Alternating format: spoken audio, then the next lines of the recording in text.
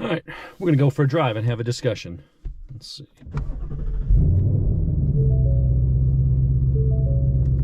Get the AC going. Sport Plus.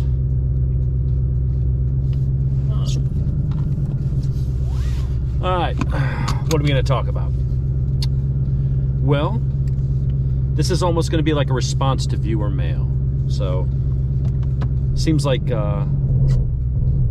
whatchamacallit, feedback so far, you know, either one of two things. Hey, great choice, cool car, enjoy the toy, you know, the normal stuff. Or, it sucks and you're gay because you didn't get a manual. Here's the thing, and I touched on it a little bit yesterday.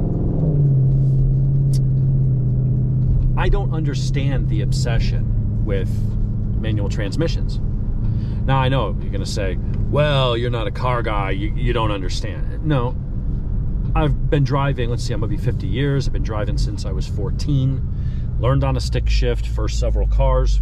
For several years were stick shifts, commuted, driven hundreds of thousands, well, probably about 100,000 miles on manuals. There's nothing special about a manual. You say, well, it's more engaging. Well, so is doing my own root canal or churning my own butter. But you know what? I'd rather just get in a car and go to Publix and buy it. Or go to, pull it up on my phone and hit a button and, hey, butter shows up, or whatever it is we're talking about the next day.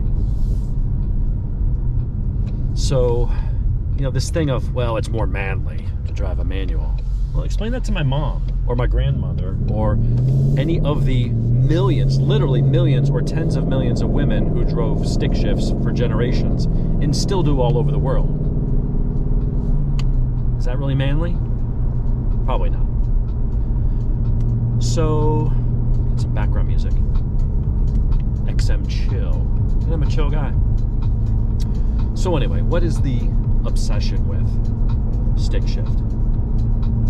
I think that there's something with car guys. All right, so let's back it up. I think it's a bigger thing about the human condition, and it's going to be ego. I think that you can kind of break the world into two groups of people. That was a nice old Mustang that just went by, and you could have two types of people. Those that get their ego, their value, their confidence, their sense of self-worth, all of those things from themselves. Like they just have it, they're just confident, they're just doing what they're doing and they don't worry about that stuff. Everybody has ego. I think it's how it manifests itself. And some people just have it themselves and they just, you know, whatever. It's not this external process. Whereas with some people, I think it comes from the products they buy. Harley guys, Glock guys. I'm a Ford guy. I'm a this guy. I'm a Hemi guy. I'm a Chevy guy. I'm a diesel guy. I'm a Pittsburgh fan. I think a lot of people, and it's not saying, oh, there's something wrong with them. I think this is just part of human psychology, is that people, a lot of people, a major percentage of the population, they get their sense of status, they get their sense of self-worth, their sense of belonging by, they see Apple fans, another one. They see a brand, a team, some sort of group, product, entity, whatever it may be, that is seen by the market, is seen by society as having value, having status. And so by them buying that product, they align themselves with it, and then whatever status, whatever pride of ownership comes with it, then applies to them. When their team wins the sports ball game, you tell them I'm not a sports guy. Which is why I think I may be not in the minority. Well, maybe I am in the minority. I don't think I'm unique. I don't think I'm special, but I do think I fall in the group that has the smaller percentage of the population in that bucket. But when their team wins, they've done studies on this. When you're a hardcore sports ball fan, your team wins, your brain is releasing endorphins, you're pumped, your body chemistry changes. It's like you won. Meanwhile, you may just be some fat slob that can't even throw a ball sitting on your couch with a Coors Light, but somehow you won by association. They win, and because you've claimed them as your team, you win by proxy. If your team loses, a lot of people actually get like clinically depressed. So it's a definite chemical reaction when you attach yourself to a brand, a team, a product, something. When they win, you win without having to actually do anything to win. And so people, I think, inherently, they seek out those types of brands, those types of things. Like I said, everything from Apple to Harley to, I mean, you name it. Someone's a fanboy. Now you may be saying, well, I'm sitting here with a Ducati hat. I'm definitely a fan of Ducati. I like the Italian brands. I think they have a more flair for design, the sound of the bikes, the way they drive, all that stuff. Yet at the moment, I've got 2 Yamahas in the garage. I've owned every brand of bike out there other than MV Agusta and Moto Guzzi. I had 30 bikes. Only 9 of them were Ducatis, which means 21 of them were not. So as much as I am a Ducati fan, there's a difference between being a fan and having preferences, I think, than being a fanboy. When you're a fanboy, then you're just in it for the ego, and it's, if someone says something about your brand, you get all upset because they're not attacking the brand anymore. You've aligned yourself with the brand at an emotional level, and it's tied to your ego. So when someone says, that brand sucks, you take it personally because they're essentially saying that you suck. And I think that part of the human condition is where we get into these things of, someone's like, Ford sucks. Why? I don't care that you think that Ford sucks. I'm more just curious about the why. Why does a Mustang suck? Well, because I'm a Chevy guy. Whatever, my last 5 vehicles were Chevys. Like, there's nothing wrong with Chevy. I like Chevy. I like the Ford. I like Nissan. I like Honda. I mean, they all make good products. To me, it's always been, I'm less of a fan of the brand as much as I'm a fan of the Ducati. If the other brand checks more boxes when I'm ready to buy and has a better price, I get a better deal, and it does all the things I want, I buy the Yamaha. I bought 2 of them recently. Whereas someone else, Cameron, I'll never own a Ducati. Why? Well, I just don't want to own a whatever. I mean, it's like I don't care. Buy whatever you want. It's not like I got stock in the company and it's going to hit my bottom line. But I'm just more curious to why people have such strong emotional convictions about things. I've always said I would never buy a Harley. Well, Harleys are changing, and they're putting out liquid-cooled bikes with modern electronics and semi-active suspension and making 150 frickin' horsepower. Maybe I'll consider a Harley. I mean, they're coming up with cool stuff. They're changing their design language. They're changing their product, and now it is checking boxes.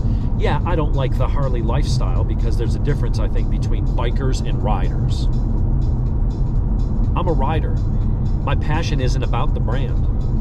My passion's about riding and going fast and the handling and the experience of riding a sport motorcycle. It might be a Ducati that takes me there this time. It might be an Aprilia next time. Maybe after that it's a Triumph. Then I'm back to a Honda. It's not about the brand. It's about the experience. It's about the action of getting out and riding and doing a track day or, whatever. So, back to where we started my rambling here. The manual versus automatic. In cars, there's this automatic equation or equating of, well, real men, real drivers have a stick shift. I don't know why. This automatic, this 10-speed that they use in here is faster and works better than any manual, even if you're really good at driving a manual. So why would I want to sit there in traffic and messing with the clutch and starting on a hill? I can do all those things. I've done those things for years. I've moved on. At one time in history, a fax machine was cool, and it was better than putting something in the mail and waiting for that to get there. Okay. Well, now I just scan something with my phone and hit send, and it just, you know, it just instantly appears in this magical device you keep in your pocket. I don't need a fax machine anymore. Flip phones were cool. Wouldn't go back to one. What's the advantage of going back to the, well, because it's a classic, it's more engaging. It's also much more limited. It also is slower performing. It does less. It doesn't make the experience of having a phone better. Rowing through the gears doesn't appeal to me. And if it does to some people, whatever, drive what you want. But, you know, it doesn't make the car faster. In fact, when you're sitting in a parking deck and you're having to make a multi-point K-turn because it's really tight, because everything's designed around a smart car, it seems, these days, dimensionally, so everything's tight and got to pack as many cars in there as possible. You're sitting in Atlanta traffic for an hour and a half, going between 1 and 6 miles an hour. No, an automatic transmission sucks. Or, I'm sorry, a manual transmission sucks.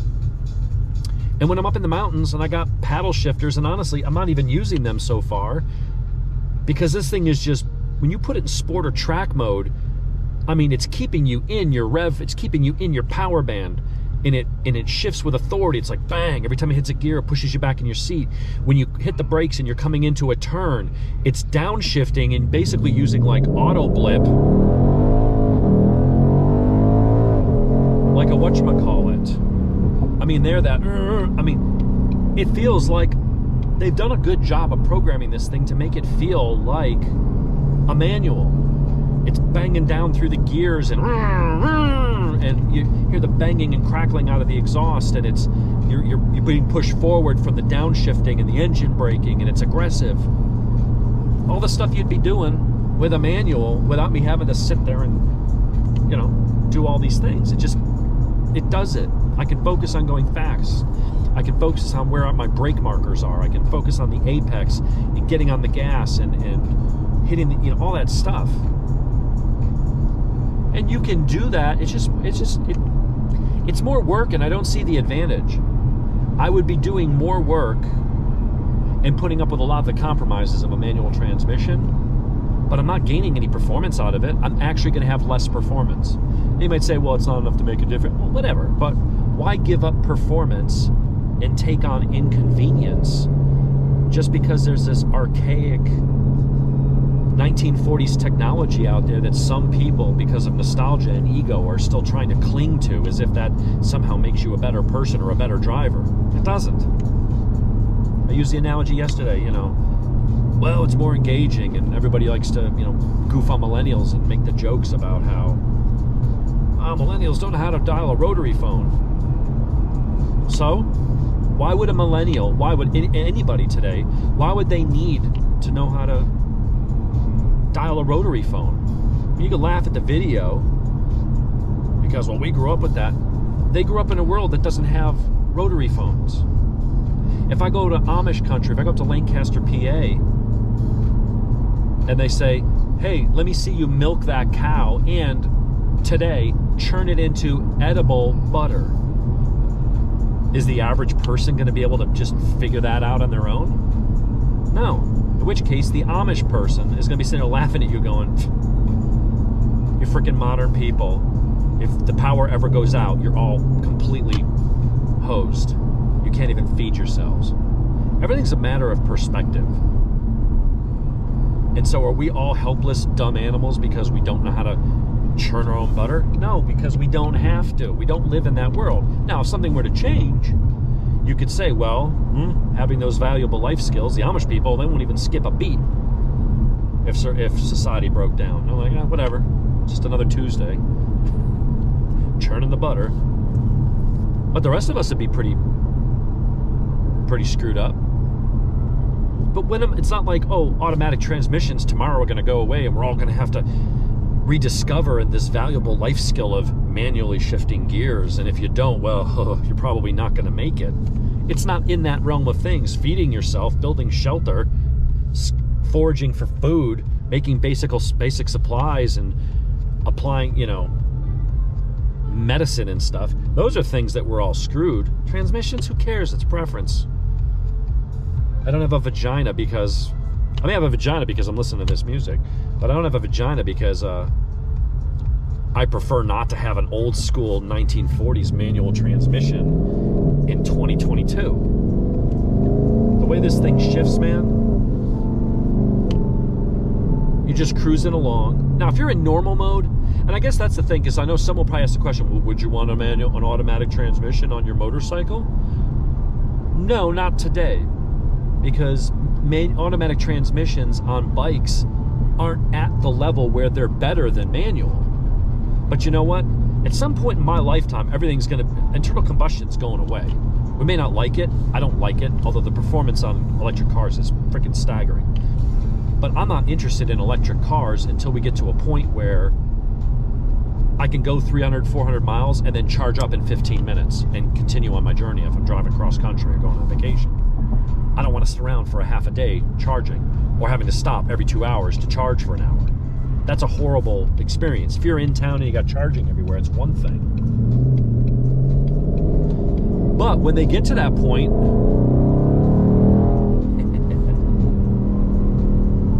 the way it holds the gear, it'll stay in that gear and that revs like you're in gear and you haven't shifted yet. It's only after a little bit, it's like, oh, okay, you're not trying to go fast. Let me go to a higher gear for you. The experience here, the way it lunges when you're on the gas, it feels like a manual. Anyway, back to electrics and stuff. But at some point in my lifetime, if I live, assuming I'm going to live for the next 30 years and not wrap this thing around a tree,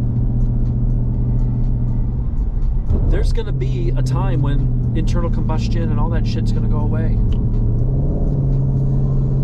And so it is going to be an automatic. And by then, they'll have perfected the technology and it'll be great. But as far as an internal combustion engine and gear, I have both my touring bike, the Tracer 9 GT, and my new R1 have quick shift with auto blip. I use the clutch to come to a stop and to start moving. After that, I'm not using the clutch anymore. And it's not like going through the motions of gear shift. It's a lever, but you're moving it this far. I'm essentially pushing a button when I want to shift. I'm 80% of the way to having an automatic transmission on the bikes. And anyone riding a new modern sport bike is doing the same damn thing. I get to change the gears, but I'm not having to work the clutch. I'm not rev matching. I'm not doing anything. I just push a button to grab the next gear while holding the throttle open. I'm literally one button click away from this 10-speed automatic transmission. If on motorcycles they were to a point where it had ran through the gears and vroom, vroom, and downshift and do all that stuff and rev match and all that, and it wasn't a weight penalty, and it was actually like faster than what I could do myself, what I wanted, yeah. If it makes me faster, it makes it more convenient, and I can focus on my apex, I can focus on my brake markers, I can focus on where I am in the turn and getting on the gas and just let the computer figure it out, while the guy who's, oh, I'm going to do it old school, is slowly fading into my rearview mirror. Yeah, why wouldn't I? Why wouldn't I want to push the envelope further and get better performance while doing it safer? I like the feeling of raw and a little bit of danger, but at the same time, I don't want to kill myself, and I certainly don't want to throw a $55,000 car into a ditch or a $20,000 motorcycle and break my back in the process. So I want to go fast. I want to have performance, but I like electronics.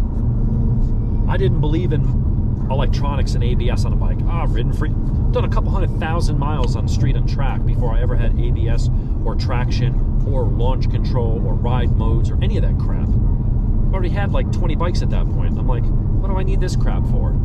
Until I finally bought a bike, and you couldn't buy them without it at that point. Bought a Speed Triple. And I had the oil filter blow up on War Woman Road, which is a pretty gnarly, fun, twisty, technical road. Some of those parts of that road you're going through there, you got 2 feet of gravel on the side of the road and then a 30-foot ravine. Mess you up if you don't get it right. I had an oil filter blow a full liter of synthetic oil all over my back tire in the turns. And I didn't know until I got to the end of the road. And then all the smoke started pulling up. My wife came out on the intercom saying, "Get off the bike, you're on fire." Literally. It wasn't fire, but as soon as I stopped moving, all that oil started hitting the catalytic converter and all that stuff, and there was smoke everywhere. point is, I saw the lights coming on, and I felt the back end doing something, so I'm like, I don't know, is there gravel in the road I'm not seeing? What's going on?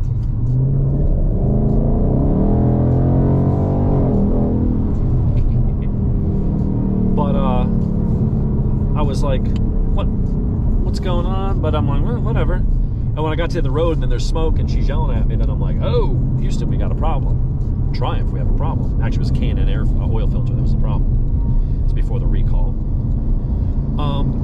And so I'm sitting there going, on any other bike that didn't have those electronics, I'd have been down in that ravine. Maybe I'd be taking a ride in a helicopter. Maybe I'd be going in the back of a meat wagon. I don't know. But I was a believer. And with ABS on Aprilia Tuono, and following some guy in a souped up GTO. As far as cars goes, this thing was pretty baller. It was fast. And he takes off up a hill around a blind turn. Now, I know that turn. I know how fast I can go. So I'm like 2 car lengths on his ass. And I'm like, as soon as we come over that hill, I'm going to freaking go wide if there's no traffic coming on the straight. I'm going to wheelie past his ass at 100. And while I'm thinking that, all of a sudden, he stands on the brakes. And I said, oh shit, without even thinking, still partly leaned over. I just grabbed that front lever for all I was worth without even thinking, just panic braked. On a bike without ABS, without that lean angle sensing and all those kinds of systems and Brembos and all that shit, I'd have been under the back of his car at 80 miles an hour or in his back seat, probably clinging to life. Instead, I closed down from 2 car lengths to 1.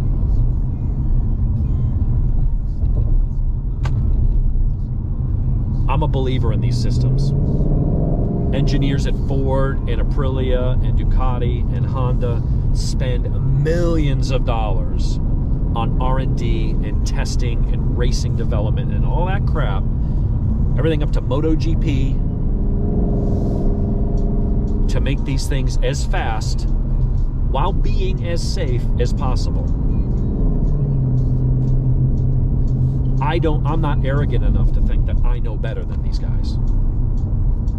Now, you want to turn off the traction control and, do a little burnout and stuff like that? Yeah, okay. But when I'm riding around, I'm in Sport Plus mode. I don't want to turn off the traction control because I don't want to be the next damn Mustang video flying into a crowd or through somebody's fence because I thought I knew better than the engineers. And it gets back to that, the whole team mentality and the I know better and, just blindly following something because you just align yourself with something. If you just like the feel of a manual, great. It doesn't mean that there's something wrong with someone who can drive a manual probably just as well as you think you can. And I can. I just happen to prefer this. Having an automatic is not holding me up in any way. I'm having a conversation. I'm comfortable. I'm relaxed. If I want to go fast, instantly, boom, I go. I couldn't have downshifted that fast and got on the gas and just taken off in less than a second with shifting. And in most cases, neither can you. You may find it fun, great. But some people just get so caught up in their way of doing things and their team, and it's like, I'm a fan of going fast. This time I've got a Mustang. Maybe next time I'll go buy a Porsche. I don't know. Some guys are all into their Chargers and Hemis. I mean, I considered a Kia Stinger GT2. Brembos, 368 horsepower, twin turbo. Rear-wheel drive, or all-wheel drive if you want. Semi-active Magna Ride suspension. It's actually, and it looks sharp. It's a cool car. Yeah, I know, it's a Kia. Whatever. Koreans make good stuff. But some people just get so into their brand identity, so into, gotta buy Merc and gotta buy this and this. Meanwhile, half the shit in your American product are made in China. I had a guy respond yesterday. This is so typical. To one of my knife reviews, and I'm comparing my case knife, good Merc and made knife up in, is it Titusville, Pennsylvania, or wherever it is up in Pennsylvania. I'm from Jersey, so we call it Pennsylvania. American made by Americans, the old traditional way, and half their knives are junk. And I pulled out a stack of Chinese knives costing $25 to $60 that ran circles around the case knives. better materials, better steels, better execution, ball bearing pivots, better handle scales, better action. They were superior in every way at less price. And I'm just pointing that out. So yeah, there's good American-made stuff. Axial Gear, Benchmade, Microtech, Heretic, great brands. I own their products. But just being from somewhere else doesn't, oh, it's automatically crap. Oh, it's not my country. Oh, it's not my tribe. It's not my brand. It's not my team. Shut the hell up. There's good stuff coming out of other countries, and there's shit coming out of the U.S. We have a lot of fat, lazy American workers that don't care about what they do and don't care about the fit and finish and quality of their product, and it shows. And then you got some guys in China who are designers and knife enthusiasts, and they're making really good products, and they do take pride in what they do. Just because their government's a bunch of scumbags doesn't mean every person there is. You know, New York politicians are scumbags. Doesn't mean every New Yorker's a piece of shit. Our current administration, President Brandon and his administration, is a complete failure and an embarrassment with the job performance. Doesn't mean all Americans and any American product suffers from the same shortcomings. So just stop this nonsense. You know, his attitude and his actual comment was, if you like Chinese knives so much, why don't you live there? Move to China. Just think about that 4-year-old mentality statement. I like some of the Chinese knives, and I'm giving props to some of the brands. There's a lot of crap coming out of there too. But when you find the good ones and saying, hey, credit where credit's due, they made a good product. So because I think that the Chinese knife for $50 is well executed and well made and a good value, I should move and pack up and move my family to China? What kind of an idiot says something like that? There's a lot of those idiots out there. And it goes back to my original point about this tribalism and people who get their sense of self-worth, their confidence, their meaning not because of them and their accomplishments, because if they had any of that, they wouldn't have to go to brands, wouldn't have to go to teams, wouldn't have to go outside and basically outsource their confidence to the things that they buy or what jersey they wear, what brand of car they buy. So there are people that are like that. And there's a lot of people like that, and they're not all jerks. Some of them are. But I just don't have time for that mentality of, you know, liking something or disliking something, or I don't like that guy because he's got a Steelers jacket. What do I care? And maybe it's because I'm the one guy that's not into sports. Don't give a shit about any sport. I watch MotoGP, but even then, it's like, oh, I like Dovizioso. Oh, I like Ducati. It's cool when Aprilia wins. But I'm like, I think Marquez is a little bit of a punk, but can't deny the talent.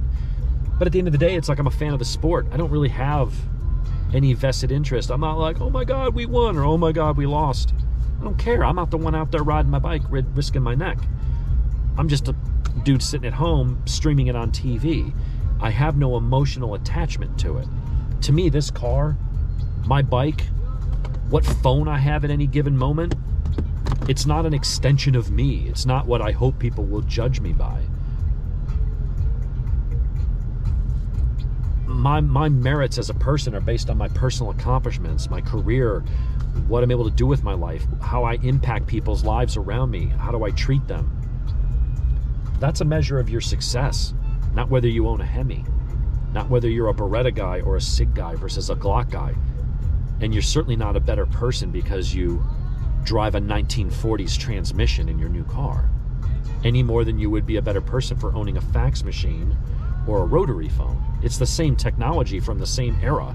Well, actually, the manual transmission's a lot older than fax machines and flip phones and rotary phones.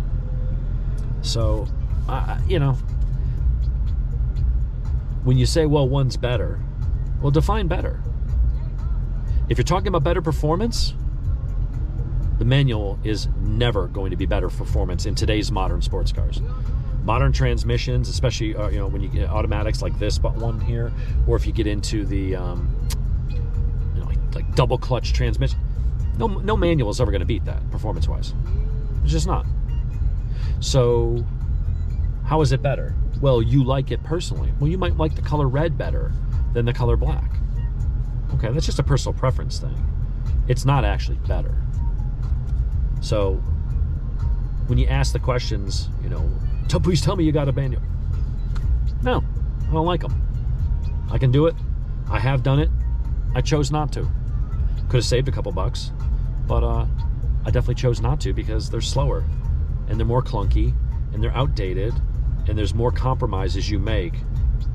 And being able just to brag to my friends because other car guys have convinced the other car guys, oh, you're not a real car guy if you don't have a 1940s transmission. Whatever. Buy what you want. I'll be just as fast, if not faster in this than you in your manual, if all other things being equal. So what's the advantage? Just to be able to tell people, oh yeah, I'm the real deal because I got the 60-year-old or 80-year-old transmission in my car. I'm a fan of tech and anything that makes me faster while being safer and being more convenient at the same time. That's a win across the board. It's certainly much better than any foolish bragging rights and just being able to tell people, yeah, I drive a manual. So did my grandma. That's the company you're in. Does that make you cooler? I don't know. My grandma was pretty cool, but I don't know that it makes you be more manly because you drive the same transmission my grandmother did. Anyway, those are my thoughts today. People are probably wondering why I'm sitting here in the car talking to myself. I'm at the Home Depot. Got to go in and get some stuff. But I think modern automatics are better. I don't know why people cling to the manuals.